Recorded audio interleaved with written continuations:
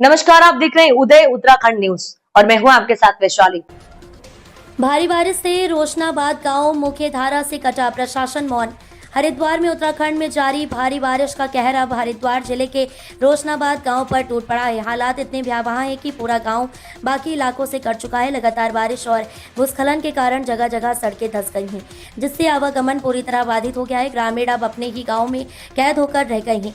गाँव में बड़ा खतरा, घर गिरने की कगार पर। गाँव की जमीन धंसने से कई मकान झुक गए हैं और कभी भी ढह सकते हैं। दरारें इतनी चौड़ी हो चुकी हैं कि लोग अपने ही घरों में रहने से डर रहे हैं।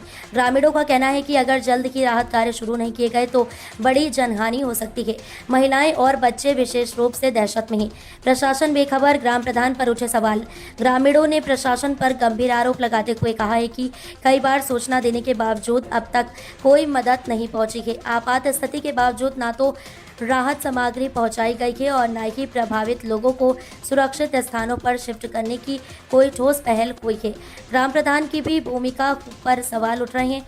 ग्रामीणों का आरोप है कि गांव के हालात से पूरी तरह वाकिफ होने के बावजूद प्रधान ने ना तो प्रशासन को सचेत किया और न ही कोई वैकल्पिक व्यवस्था करवाई।